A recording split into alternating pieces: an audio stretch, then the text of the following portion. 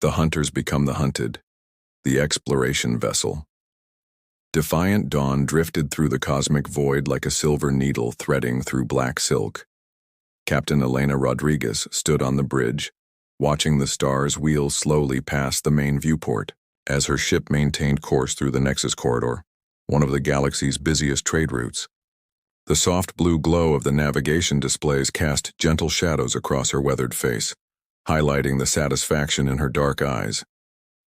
The mission to the Kepler system had been a complete success. First contact with an entirely new species, peaceful negotiations, and the establishment of preliminary trade agreements. The Kepler people were remarkable, their crystalline cities floating in the upper atmosphere of their gas giant homeworld. More importantly, they possessed advanced medical technology that could revolutionize human healthcare. Rodriguez couldn't wait to deliver the diplomatic pouches to Earth Command. Chief Navigator Tom Chen looked up from his console, pushing his glasses up his nose. Captain, we're approaching the halfway point through the Nexus. All shipping lanes are clear and we're making excellent time. Good work, Tom. How are our passengers handling the journey? Rodriguez asked, though she already knew the answer. The 12 passengers in the secure compartments had been model travelers, quiet and undemanding throughout the 3-week journey from Kepler space. No complaints from Deck 7, ma'am. They keep to themselves just like they have since we picked them up, replied Communications Officer Sarah Park. Rodriguez nodded. The passengers were classified cargo, and she'd been given strict orders not to inquire about their nature or destination. All she knew was that they were human. They were being transferred from a classified research facility to Earth, and they required minimal life support. Easy money for a routine transport run. Dr. James Walsh emerged from the medical bay, stretching his back.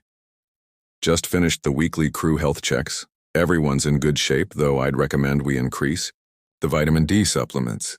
Long-haul space travel always depletes it.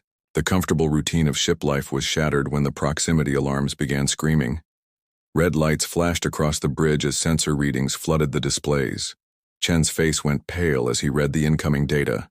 Captain, we have multiple contacts dropping out of hyperspace around us.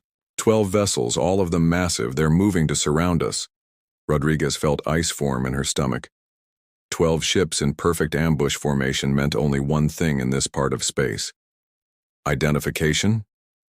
Reading Corvani energy signatures. Captain, it's a Ravager fleet. The blood drained from every face on the bridge. The Corvani Ravager fleets were nightmare stories told in spacer bars across the galaxy. Alien pirates who didn't just steal cargo, they enslaved entire crews and sold them to the flesh markets of the Outer Rim. Species that encountered the Corvani either submitted immediately or faced complete annihilation. The largest of the alien vessels, a kilometer-long behemoth bristling with weapon ports, moved closer to the defiant dawn. Its dark hull was scarred, with the marks of countless battles, and strange symbols were carved along its length. Each symbol represented a different species the Corvani had conquered. Incoming transmission, Park announced, her voice barely steady. On screen, the main display flickered to life, revealing the bridge of the Corvani flagship. The creature that appeared made several crew members step backward involuntarily. Fleet Commander Zethkar stood nearly 3 meters tall, his muscular frame covered in chitinous armor that seemed to grow directly from his gray-green skin. 4 arms extended from his torso, each ending in clawed hands that could crush a human skull. His head was elongated like a predatory insect, with compound eyes that glowed a sickly yellow. When he spoke, rows of razor-sharp teeth were visible in his mouth. Human vessel. I am Fleet Commander Zethkar of the 7th Ravager Fleet. You have entered Corvani hunting grounds. Your ship, cargo, and crew are now property of the Corvani Empire. Lower your shields and prepare to be boarded. Resistance will result in the immediate execution of half your crew. Zethkar's reputation preceded him throughout the galaxy. He had personally enslaved over 40 different species during his career.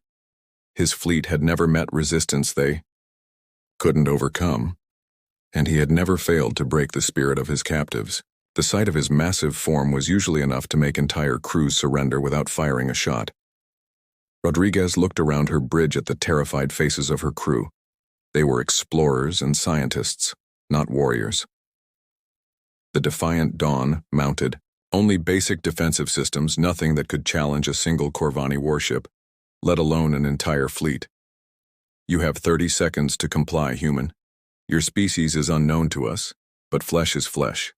You will make adequate slaves once properly broken. The communication channel closed, leaving the bridge in terrible silence. Rodriguez felt the weight of command crushing down on her shoulders. Every captain dreaded this moment, when the only choices were surrender or death. "Captain," Chen whispered, "what are your orders?" Before Rodriguez could answer, the elevator doors to the bridge slid open.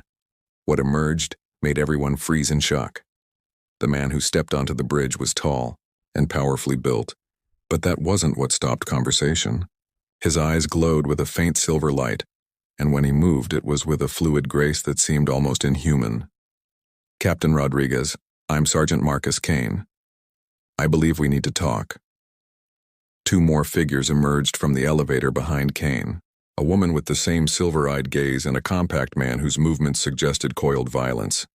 All three wore simple civilian clothes, but something about them screamed danger. "Who are you people?" Rodriguez demanded, though part of her was beginning to suspect. "We're your passengers from Deck 7, Project Apex, United Earth Defense Corps. We're the first generation of genetically enhanced soldiers returning from our inaugural field mission." Kane's voice was calm, but there was something predatory in his tone. "And those aliens outside just made a very serious mistake." Rodriguez stared at him. Genetic enhancement was still theoretical as far as she knew. The science existed, but the ethical debates had prevented any practical application. Enhanced how? Increased muscle density, enhanced reflexes, improved healing, tactical processing upgrades, and a few other modifications that are classified. We were deployed to handle situations that normal human soldiers couldn't survive. Kane moved to the sensor station, studying the Corvani fleet positions with professional interest. 12 ships, standard Ravager fleet configuration. They're expecting easy prey. "Sergeant, with all due respect, there are only 12 of you. Even if you are enhanced, those are warships out there." Kane smiled, and Rodriguez noticed his teeth seemed sharper than normal human teeth. "Captain, respectfully, you're thinking like prey. Those aliens have been hunting species that think like prey their entire careers. They have no idea what an apex predator looks like." The Corvani ultimatum timer reached 0, and Zethkar's image appeared on screen again. His compound eyes glowed with anticipation as he prepared to witness another species surrender. "Your time is up, humans. Transmit your surrender or watch your ship be torn apart." Kane stepped forward, moving into the transmission range. When Zethkar saw him, the alien commander tilted his massive head with curious interest. "I'm afraid we decline your offer," Kane said conversationally. "However, we have a counter-proposal. Leave now, and we'll let some of you survive to spread the word about what happens when you hunt humans." Zethkar's mandibles clicked in what passed for laughter among his species. "You amuse me, small human. Very well, you have chosen death. My warriors will board your vessel. Those who survive will envy the dead." The transmission ended, and Kane turned to Rodriguez. "Captain, I need you to lock down all access routes to Deck 7. My team needs 5 minutes to prepare." "Prepare for what?" "To show the galaxy why humans are the most dangerous species they've ever encountered." Rodriguez gave the order, sealing off Deck 7. Throughout the ship, airlocks began cycling as Corvani boarding craft attached themselves to the hull. The distinctive sound of plasma cutters began echoing through the corridors as the aliens prepared to breach. Kane spoke into a small communicator. "Phoenix team, this is Alpha, Code Black authorization, weapons free, full enhancement protocols. Active. Show them what we learned on Kepler." The response came back in 12 different voices. "Copy, Alpha. Time to hunt." The first Corvani boarding party breached through the main cargo bay. 30 alien warriors, each standing over 2 meters tall and armed with energy weapons capable of melting through steel. They moved with the confidence of predators who had never faced serious resistance. The cargo bay was dark and apparently empty. The Corvani commander, a scarred veteran named Hakth, gestured for his warriors to spread out and begin securing the area. They had done this thousands of times before. Humans were a new species, but all species reacted the same way to Corvani superiority. The first indication that something was wrong came when Hakth realized he could no longer see two of his warriors, who had moved into the shadows near the cargo containers. He clicked his mandibles, signaling for them to report. Silence. The attack came from 3 directions simultaneously. The enhanced humans moved like deadly shadows, using their superior speed and strength to strike before the aliens could react. Kane emerged from behind a cargo container, covering 30 meters in less than 2 seconds. His hands closed around a Corvani warrior's throat, and the alien's neck snapped with a sound like breaking wood. The other enhanced soldiers struck with similar precision. They moved faster than Corvani eyes could track, hit harder than Corvani armor could withstand, and fought with a tactical coordination that spoke of shared battlefield experience. Within seconds, half the boarding party was down. Hakth managed to raise his weapon, aiming at Kane's center mass. The plasma bolt that should have killed the human struck empty air. Kane had moved again, this time appearing behind the Corvani. Commander. The alien felt enhanced human hands grip his weapon and watched in shock as Kane crushed the energy rifle like it was made of paper. Your mistake, Kane said quietly, was assuming we were prey. The enhanced soldier's punch drove Hakth across the cargo bay and into a bulkhead with enough force to dent the metal. The Corvani commander slumped to the floor, his chitinous armor cracked and leaking fluid. The remaining boarding parties throughout the ship met similar fates. The enhanced humans had spent months on Kepler fighting creatures that moved faster and hit harder than anything the Corvani had ever encountered.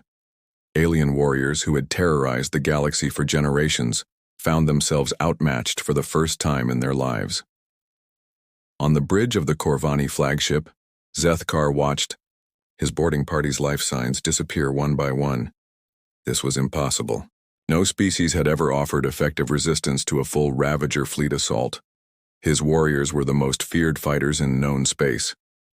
Commander, his tactical officer reported nervously, all boarding parties have gone silent. Something is wrong. Zethkar's compound eyes glowed brighter as rage built within him. Launch the second wave, triple the number of warriors. If these humans want to die hard, accommodate them. But before the second wave could launch, something unprecedented happened. Small craft began launching from the human ship. Not escape pods, but captured Corvani boarding shuttles piloted by enhanced humans who had studied alien technology during their time on Kepler. Kane's voice came over the Corvani communication frequencies, speaking in perfect Corvani. Commander Zethkar, you wanted to hunt humans. Now you get to learn what it feels like to be prey. The captured shuttles moved with impossible precision, their human pilots pushing the alien craft beyond their design specifications. Enhanced reflexes and tactical processing allowed them to outmaneuver Corvani pilots who had been flying combat missions for decades. The first Corvani fighter to intercept them exploded in a ball of superheated plasma as Kane demonstrated that months of studying alien technology had given him insights that centuries of Corvani experience couldn't match. On the bridge of the Defiant Dawn, Rodriguez watched in amazement as her 12 passengers systematically dismantled one of the galaxy's most feared military forces.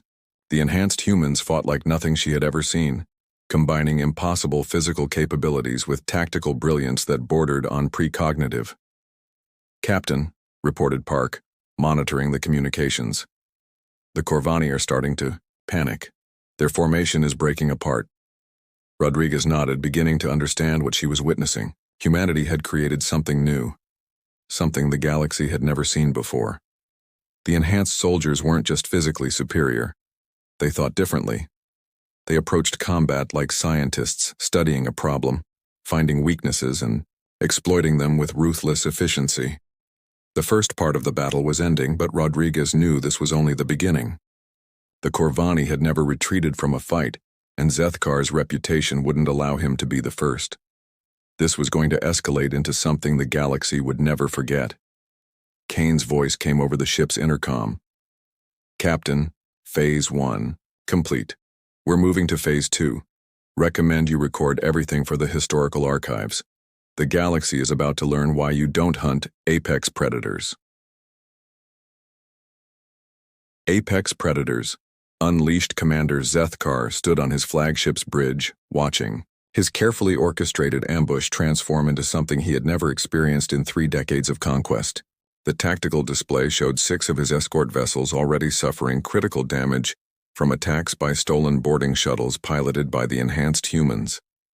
His warriors, who had never known defeat, were sending panic-filled reports about enemies who moved like ghosts and struck like lightning. The human called. Kane had taken 4 captured shuttles and was systematically hunting Corvani fighters in the space between the larger ships. Each engagement lasted only seconds before another Corvani pilot died screaming.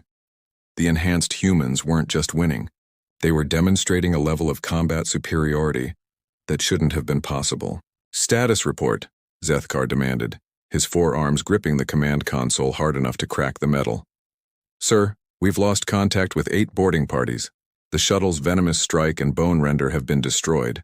The humans are using our own technology against us, and they appear to understand our systems better than our own pilots."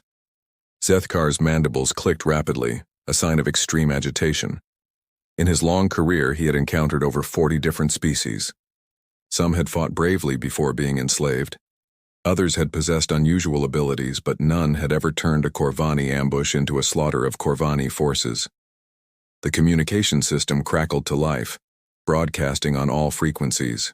Kane's voice carried across the fleet with calm confidence that sent chills through alien spines. "Attention, Corvani fleet. You came here to hunt humans. Now you're learning what it means to be hunted by something higher up the food chain. This is your only warning.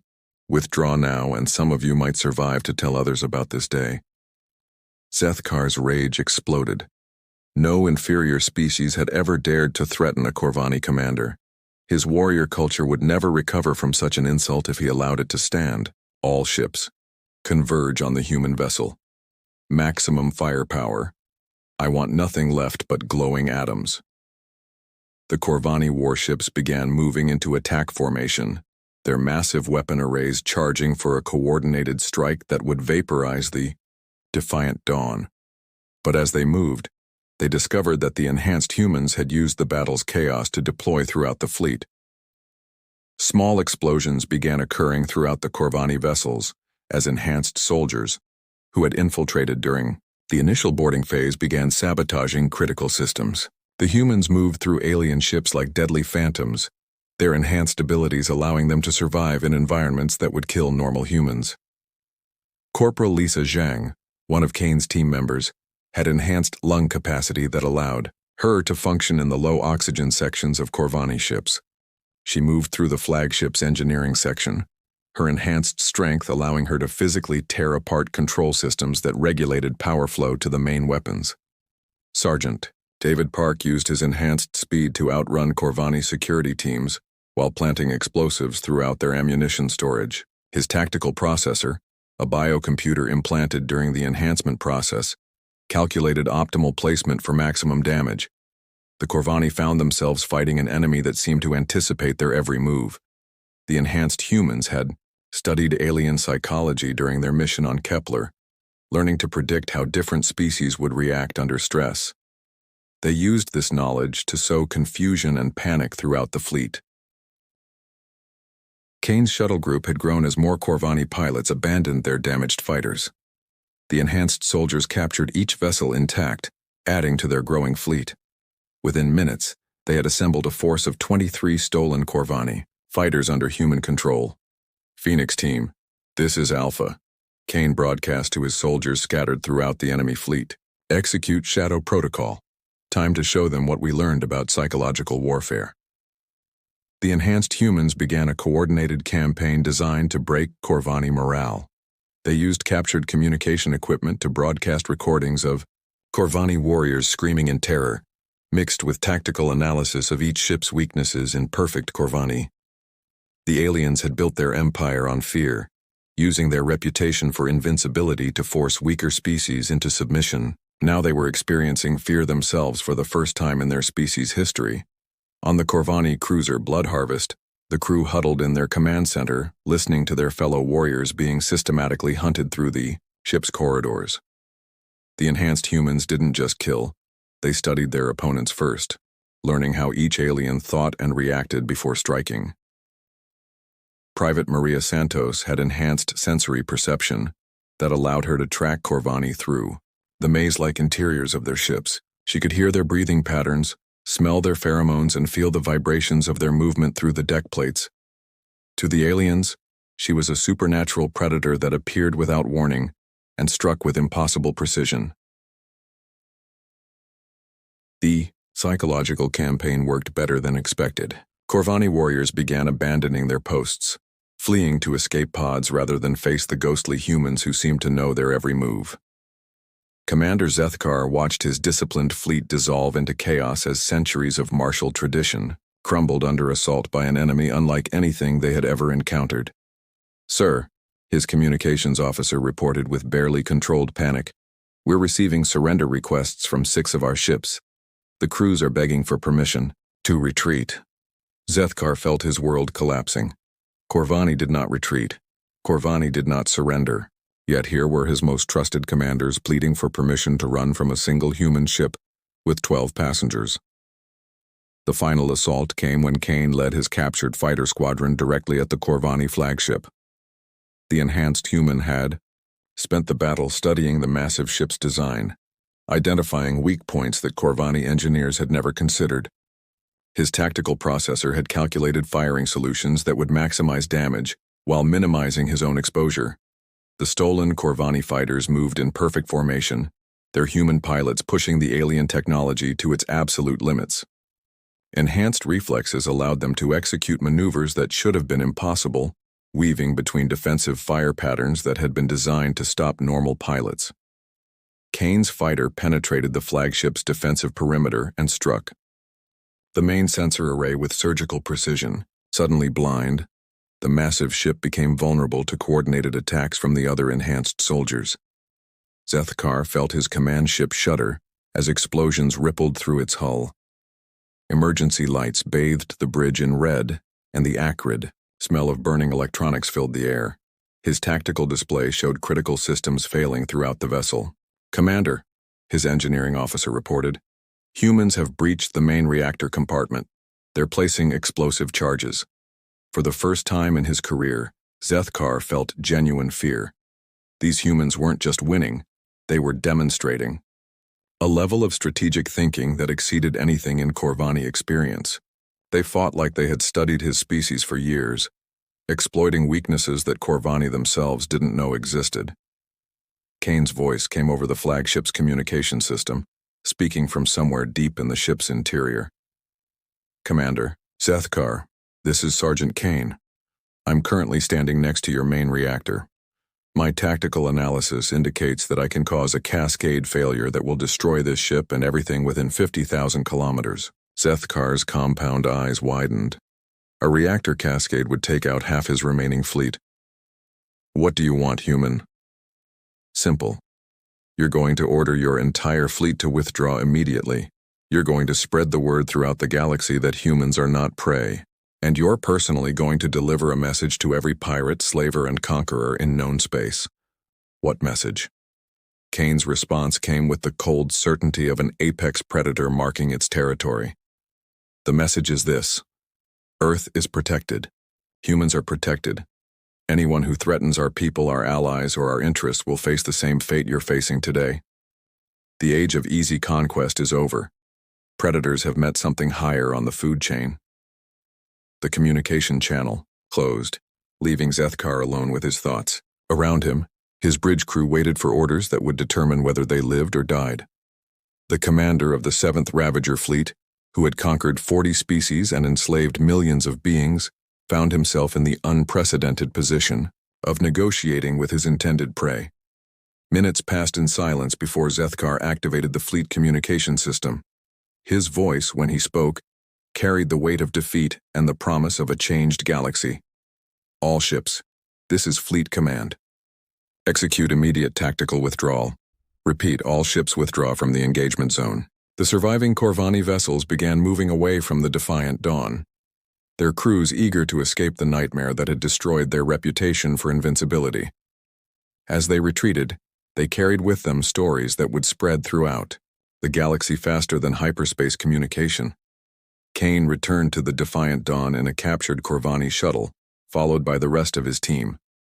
They had turned a certain death scenario into a decisive victory, but more importantly, they had announced humanity's presence to the galaxy in terms that every species would understand. Captain Rodriguez met Kane in the shuttle bay, looking at the enhanced soldier with a mixture of awe and uncertainty. "Sergeant, what happens now?" "Now, Captain, we continue to Earth. We deliver your diplomatic packages and our mission reports. The galaxy just learned that humans aren't another species to be conquered or enslaved. Word of this engagement will reach every corner of known space within months." Rodriguez nodded, beginning to understand the implications. "And the Corvani?" Kane smiled, the expression carrying both satisfaction and warning.